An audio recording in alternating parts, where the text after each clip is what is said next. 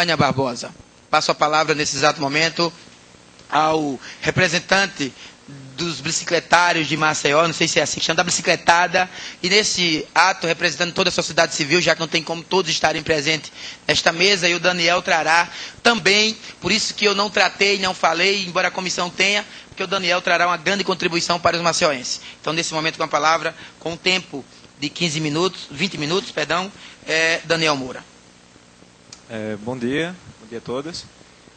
Nós gostaríamos de apresentar, nós da bicicletada, gostaríamos de apresentar a proposta Tarifa Zero. Mas para falar sobre a Tarifa Zero, nós vamos fazer primeiro uma contextualização sobre mobilidade urbana em Maceió, falar sobre as condições do transporte coletivo, para que aí nós apresentemos o porquê da Tarifa Zero. Bem, depois de toda essa onda de protestos que aconteceram no Brasil, e aqui em Maceió também, o governo do estado e a prefeitura de Maceió apresentaram algumas propostas para resolver os problemas do transporte em Maceió. Então a primeira foi no dia 20 de junho, o governo do estado falou em desonerar o IPVA e o ICMS dos transportes, e a prefeitura de Maceió o ISS. No dia 21 de junho, a prefeitura também falou em dar subsídio às gratuidades de portadores de patologia, mas não deixou claro qual seria a origem desse recurso para esse subsídio. No dia 24 de junho, o governo federal também falou em desoneração do PIS e COFINS, do diesel do ônibus e da eletricidade dos metrôs e trens, e falou também em investimento de 50 bilhões em mobilidade urbana. E também não citou as fontes de onde virão esses 50 bilhões. E também foi noticiado que de 2002 a 2012 foram disponibilizados 6,8 bilhões de reais para a mobilidade urbana e foram utilizados apenas 1,3 bilhões. Então a gente vê que a questão não é falta de recurso, a questão é falta de projeto. Se com pouco dinheiro não se busca esse recurso, então não adianta trazer mais dinheiro que não vai resolver. No dia 25 de junho, a Prefeitura apresentou outras medidas, que seria a licitação do transporte coletivo até o final desse ano, até o final de 2013, que depende da pesquisa de origem e destino que a Prefeitura está prometendo para os meses de setembro a novembro, que são os meses típicos, e a gente tem que ficar em cima, porque se essa pesquisa não for feita agora, nesse segundo semestre, em setembro, ela vai ter que ficar para 2014, e isso vai atrasar mais ainda a licitação. Apresentou também algumas intervenções na Avenida Fernando de Lima, falou sobre faixa exclusiva, e às vezes fala sobre faixa seletiva, a gente não sabe exatamente qual que vai ser implantada, porque hora fala uma coisa, hora fala outra. E também não falou sobre o VLT, que já é uma promessa desde a gestão passada. O próprio prefeito Rui Palmeira foi eleito com essa promessa do VLT e a gente não sabe exatamente se vai ser feito VLT, se vai ser feita faixa de ônibus, fica essa imprecisão. Falou sobre recuo do ponto de ônibus, criação de contorno de quadra na Fernando de Lima e na do Góes Monteiro, criação de 2 avenidas paralelas, passando pelo quartel e pelo CAGB. E algumas intervenções na Avenida Menino Marcelo, como a duplicação da Menino Marcelo.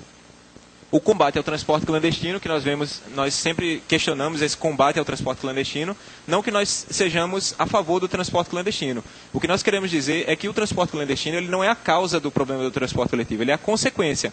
Ele só existe... O transporte clandestino ele só existe porque o transporte coletivo é ruim. Se o transporte coletivo fosse bom, não haveria motivo para existir transporte clandestino.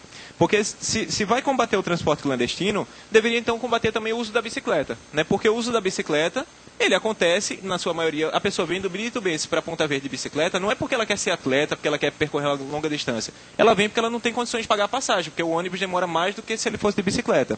Então, não faz sentido combater o transporte clandestino sem antes oferecer um transporte coletivo bom. Só vai penalizar a população. Fala também sobre a reforma de 7 terminais, a construção de um no Vilagem Campestre e a nomeação dos agentes de trânsito, que foi falado hoje.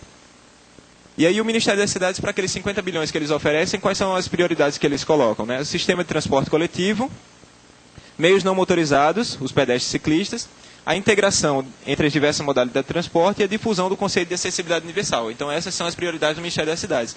Vocês podem ver que o automóvel não está na prioridade do Ministério das Cidades, apesar de, historicamente, a cidade de Maceió e as cidades brasileiras terem incentivado o uso do automóvel. E aí os principais problemas do transporte coletivo em Maceió, nós listamos alguns. Por que a tarifa aumenta tanto? Por que o transporte é tão ruim? Por que a gente não consegue deixar o carro e passar a usar o transporte coletivo? Por que as pessoas que têm carro não conseguem se libertar do carro? Primeiro porque eles ficam presos em congestionamentos. A gente tem aqui em Maceió né, esses inúmeros congestionamentos, como o ônibus não tem faixa exclusiva, não tem um espaço exclusivo, como os bondes tinham no passado, como eles não têm uma destinação de espaço exclusivo para eles, então na Fernando Lima vocês podem ver que o ônibus preso no congestionamento, o próprio viaduto, que foi uma obra que foi prometida para melhorar a mobilidade, ela não melhora a mobilidade, porque deixa todo mundo parado no congestionamento, inclusive o ônibus, né, o coletivo, está sendo prejudicado por cada motorista aqui que está sozinho no seu carro. E aí o que seria os ônibus presos em congestionamento? Pelo excesso de automóveis, né, a ausência de corredores exclusivos. Também tem a irregularidade de horários. Você chega no ponto de ônibus, você não sabe que horas que o ônibus vai passar, né, qual tempo que você vai levar para chegar no seu destino, você não consegue prever isso, né, você não tem uma confiabilidade no transporte. A ausência de integração entre os modais, né, bicicleta, trem, ônibus, automóveis, não há uma integração. O próprio trem da CBTU, ele compete com o ônibus, né, ele faz um percurso semelhante e não tem integração entre os dois, não tem essa complementaridade. A própria bicicleta também, que ela deve ser usada para percursos curtos, complementar ao ônibus para percursos longos. Mas não há essa complementaridade, a gente não vê terminais de integração onde você possa deixar a bicicleta, né, depois eu vou mostrar aí uma forma de integração entre bicicleta e ônibus. Os itinerários de difícil compreensão, você sai de casa, vai para o ponto de ônibus, se você quer ir para qualquer bairro de Maceió, você conhece no máximo 2 linhas ali, a que vai para a escola do seu filho, a que vai para o seu trabalho, mas você não conhece todas as linhas de Maceió. São mais de 100 linhas, então fica difícil de entender esse itinerário. Né, problemas de acessibilidade também para acessar os ônibus, o estresse e despreparo dos motoristas e cobradores, né, para lidar, justamente por ficarem presos nesse trânsito todo, ficam, né, com essas dificuldades. E o pagamento por meio de tarifa, né, que a gente... né, entende que é um ciclo vicioso. À medida que a tarifa, que o preço da passagem aumenta, né, as pessoas que não podem pagar por esse serviço ou que vão achar inviável pagar por esse serviço e vão preferir utilizar outras formas de transporte, vão abandonar o sistema. Então o sistema perde usuários. Como o sistema hoje ele é pago por tarifa, ele é pago por aqueles que usam, a tarifa vai aumentar. Né? E a tarifa aumentando vai criar esse ciclo e vai causar mais engarrafamentos, vai trazer mais carros para a cidade e esse ciclo vai se fechar. Esse é um exemplo que foi feito para Curitiba, mas que se aplica a qualquer cidade brasileira. E aí, quais são as nossas propostas para a mobilidade urbana? A primeira seria um plano de mobilidade. Essa foto foi tirada na Secretaria de Planejamento no dia 19 de junho de 2008, foi quando a Secretaria de Planejamento, na gestão passada, iniciou o plano de mobilidade em Maceió. Né? Esse senhor que está aqui na foto é do Instituto Rua Viva, que foi contratado pela Prefeitura, foi pago pela Prefeitura para dar início a esse plano, e o plano não chegou ao seu final. Né? Parou pela metade, foi gasto dinheiro e não foi realizado o plano. A licitação do transporte coletivo também, que a gente, né, dentro desse plano de mobilidade, incluindo melhorias, não a licitação do serviço como ele está hoje, né, ruim. A gente quer melhorias para o serviço. Então essa foto também foi tirada em 8 de julho de 2011, foi a única audiência pública que foi realizada para discutir a licitação do transporte coletivo em Maceió. Nós apresentamos essas propostas que nós vamos apresentar aqui e não foi dado resposta se elas foram levadas em consideração ou não. Então, esse processo da licitação já se arrasta desde 2007, né? As empresas ficam recorrendo e aí vai decisão judicial e volta, e até hoje ainda está correndo esse processo. Né? A priorização da bicicleta para os deslocamentos curtos, como a gente falou, isso aqui é um exemplo do Rio de Janeiro, das bicicletas de aluguel, que já é uma realidade nas cidades europeias e que está chegando agora no Brasil. Você pode pegar uma bicicleta numa estação dessa, deixa em outra estação, né? Basta que você faça um cadastro. Algumas propostas que a gente já encaminhou à SMTT, também a SMTT não deu resposta, de soluções simples para incluir a bicicleta no trânsito de Maceió, aqui na Avenida Jangadeiras Alagoanas, uma criação de uma ciclofaixa, e a municipalização dos passeios e calçadas, porque hoje os passeios são responsabilidade dos proprietários do lote. Então a gente vê essa situação, os passeios não são feitos, ou quando são feitos, em muitos casos, são utilizados como estacionamento. Então o pedestre tem que circular pela rua, porque a calçada está toda tomada por veículos. Então, aí, para a melhoria do transporte coletivo, quais são as nossas propostas? A primeira seria faixa exclusiva para o transporte coletivo. A gente quer colocar aqui, esse exemplo aqui é em Viena, na Áustria, vocês podem ver que os carros estão todos parados aqui no congestionamento, e aqui a linha do bonde, ou VLT, seja lá o que for, vocês podem ver o trilho aqui reservado para o transporte coletivo poder circular e poder cumprir o seu horário, que ele tem um horário determinado. Aqui o exemplo de Curitiba, o caso brasileiro, que utilizou o ônibus com faixas exclusivas. Os carros têm seu espaço para circular, mas os ônibus não ficam presos no congestionamento. Eles conseguem cumprir o seu horário programado. Isso permitiria também a frequência, né, do serviço, que seria uma frequência maior do que essa que a gente tem hoje, de 10 minutos, de 20 minutos, de às vezes meia hora o passageiro fica no ponto.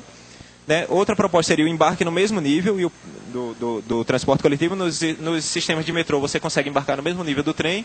Em Curitiba você tem essa plataforma que quando o ônibus chega você já está no nível do ônibus, você não precisa ainda subir aquele degrau, não precisa o ônibus parar, ficar com aquele elevador, operando aquele elevador que demora, que faz atrasar toda a viagem. A integração do sistema, o sistema hoje ele está todo desintegrado, né? São linhas independentes que não se complementam, você não tem uma complementaridade entre as linhas, e também a integração entre outros modais, como a bicicleta, esse exemplo aqui de Portland, nos Estados Unidos, da integração da bicicleta com o ônibus. A legibilidade do sistema, o que seria a legibilidade? Seria uma forma fácil de ler o sistema. O usuário ele conseguir entender. Esse aqui é o mapa do metrô de Paris, aqui o mapa do sistema de transporte de Curitiba, e o usuário ele tem um mapa do transporte de Maceió que ele conseguisse entender o sistema, ele conseguisse entender como funcionam as linhas de ônibus, para quando ele precisasse usar o ônibus, ele não ter que chegar no ponto de ônibus e ficar perguntando qual é o ônibus que ele pega, para onde vai, como é que vai, e ficar perdido sem saber. E os turistas também poderiam usar o transporte coletivo em Maceió, né? Você, quando chega em Paris, você pega um mapa como esse, você vai para qualquer lugar da cidade, sem precisar pedir informação a ninguém. O uso de outras fontes de energia também, como a energia elétrica, por exemplo. Né? Maceió já teve um sistema de bondes elétricos. Né? As cidades que utilizam o trolleybus, que é um ônibus elétrico, e a gente aqui ainda está usando o ônibus movido a óleo diesel, né? Que gera toda essa poluição na cidade, né? Problemas de saúde para a população, né? Redução da expectativa de vida, gastos com saúde pública também, né? Para tratar dos doentes dessa poluição. E aí o fim do apartheid nos transportes também, que a gente sugere, é que o transporte coletivo ele pare de ser visto como uma migalha aos pobres. Né? Como se todo cidadão tivesse que ter o seu automóvel, e o transporte coletivo é só uma migalha que nós damos àqueles que ainda não têm o transporte. A gente quer que o transporte seja um serviço adequado a toda a população, que todos possam usar. Né? Foi realizado, como o vereador Silvânio colocou, né? uma viagem dos empresários, da SMTT, dos vereadores, de ônibus para saber dos problemas do transporte coletivo. O que a gente espera é que eles possam fazer isso todo ano, que eles não façam isso apenas um dia no ano, para saber como está o problema do transporte, que eles possam usar regularmente, todos os dias, o transporte coletivo.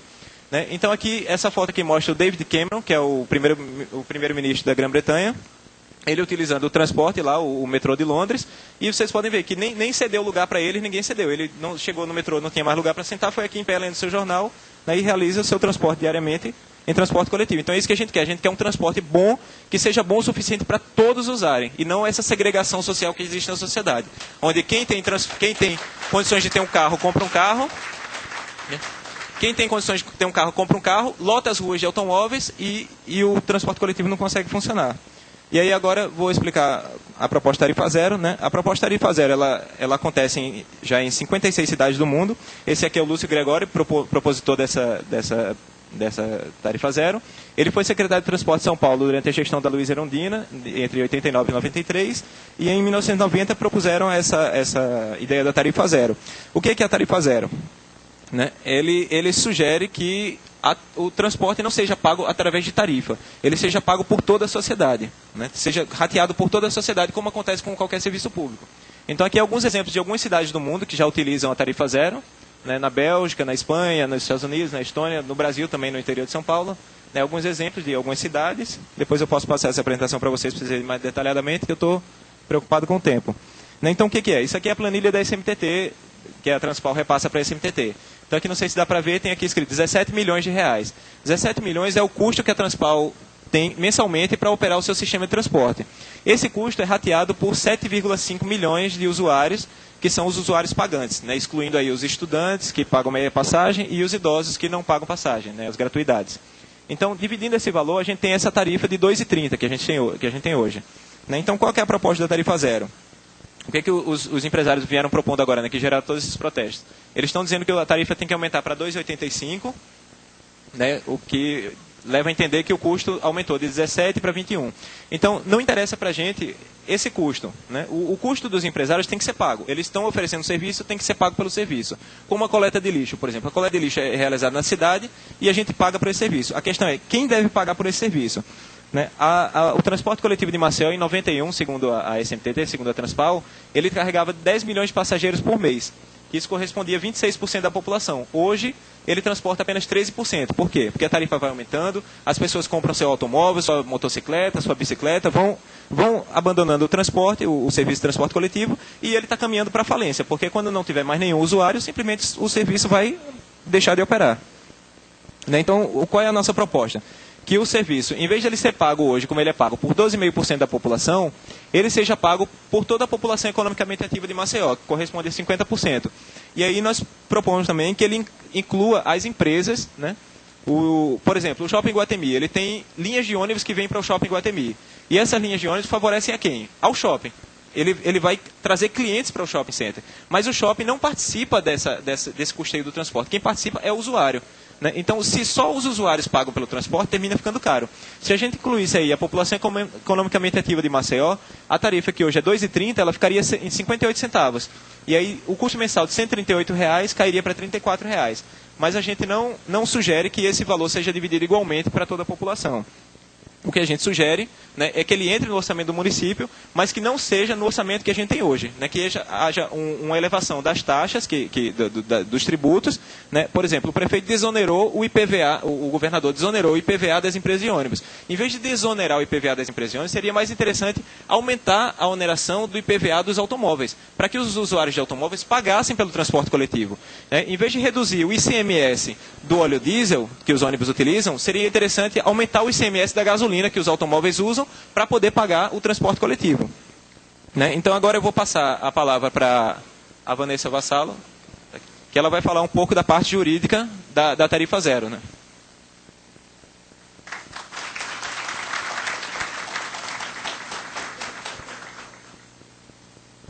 Bom dia a todos. Tá bom? Tá pronto? Meu nome é Vanessa e eu sou estudante de Direito e participante da Bicicletada de Maceió. O que eu vou complementar aqui, o que o Daniel acabou de falar, é que essa ideia da tarifa zero, ela não é uma ideia utópica e nem fora da nossa realidade. Ela encontra respaldo, inclusive, no nosso próprio ordenamento jurídico. Primeiramente, para esclarecer essa questão, é preciso a gente tratar da questão do direito à cidade e à mobilidade urbana. O direito à cidade, ele está previsto como uma garantia na Lei 10.257, que é o Estatuto da Cidade, é uma lei federal, que em seu artigo 2º, inciso 1, ela estabelece como diretriz da política de desenvolvimento urbano a garantia do direito a cidades sustentáveis. E esse direito possui várias dimensões, compreende a moradia, saneamento, acesso ao lazer, aos espaços públicos, e inclusive ao transporte. Porque o direito à cidade, ele compreende um acesso de que todos os cidadãos da cidade de Maceió, no caso, eles têm o direito de acessar serviços básicos como educação e saúde, lazer, e isso só pode ser possível quando o transporte for acessível, porque você, para ter direito ao lugar, você precisa de acesso ao lugar. E esse acesso, ele é previsto também na Lei Federal, que estabelece a Política Nacional de Mobilidade Urbana, em seu artigo 2º. Ele fala que a Política Nacional de Mobilidade Urbana tem como objetivo contribuir para o acesso universal à cidade. E no nosso plano diretor, a Lei Municipal de Maceió, no artigo 76, parágrafo único, ele diz que por mobilidade compreende-se o direito de todos os cidadãos ao acesso aos espaços públicos em geral, através dos meios de transporte coletivos, de forma segura, eficiente, socialmente inclusive e ambientalmente sustentável. Mas qual o problema que nós temos hoje? Imagine que toda vez que você precisasse ir ao hospital público, à escola pública e aos demais espaços públicos da cidade, você precisasse pagar uma tarifa para usufruir um direito que é gratuito. É como se tivesse uma catraca na porta de cada estabelecimento público e nos espaços de lazer, cultura e na própria cidade. Mas é isso que acontece com quem precisa do transporte coletivo. Toda vez que alguém precisa se deslocar da sua casa para acessar um serviço público, ele tem que pagar uma tarifa. Acontece que a Constituição diz no artigo 30, a Constituição Federal, fala no artigo 30, inciso 5, que a competência do município é instituir serviços públicos, dentre os quais está incluído o serviço de transporte coletivo, que tem caráter essencial.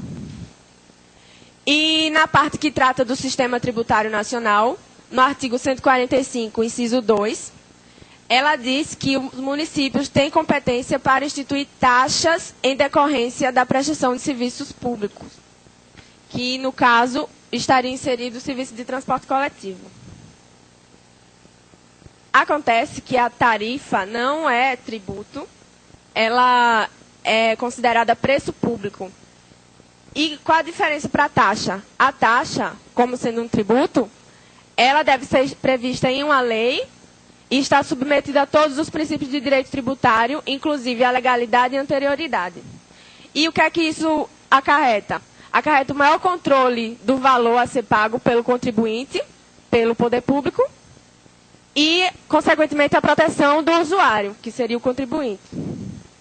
Mas a tarifa, ela não é decorrente de serviço público essencial. A tarifa é contraprestação de serviço de natureza comercial que não tem caráter essencial. Ele é contraprestação decorrente de um contrato. No caso do serviço de transporte coletivo, há quem considere, como é o que está sendo hoje em dia, como um contrato de adesão. Mas no contrato de adesão, a gente pressupõe, no mínimo, a liberdade do usuário em contratar ou não. Mas acontece que no serviço de transporte coletivo, ele sequer tem a liberdade. Por quê? Uma pessoa que precisa sair de um bairro periférico para vir ao centro da cidade e não tem condições de pagar a tarifa, ela vem de bicicleta, vem a pé, ou então de transporte clandestino, não é pela vontade dela. É porque ela não tem condições. Então, a gente não tem que falar aqui em relação contratual, porque não tem nem a liberdade. E por isso que o serviço público de transporte coletivo tem caráter essencial. E não é assim que ele está sendo tratado. Lhe concedo mais... Então, para concluir, mais um minuto. Num paradoxo, porque nós temos um serviço público essencial sendo tratado como uma relação de consumo. É isso.